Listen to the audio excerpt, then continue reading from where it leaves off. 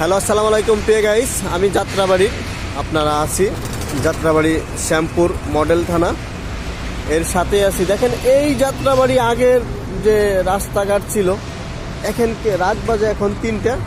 আপনার দেখেন এখনো দৃশ্য আপনার যাত্রাবাড়ি গোলচক্করের সামনে। আমি শ্যামপুর মডেল থানা, দেখেন ওই যে থানাটা শ্যামপুর মডেল থানা।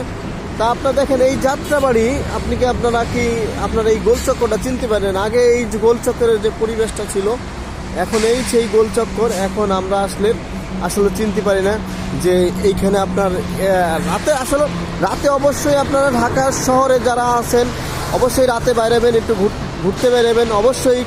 একটু আপনারা যদি পারেন ঘুরতে একটু আসেন। দেখেন মানে সবসময় রাতের নিরিবিলি থাকে শহরটা, যানজট না থাকে, জামজট থাকে না। এই জন্যই। তো গাইস, আসসালামু আলাইকুম, ভালো থাকবেন।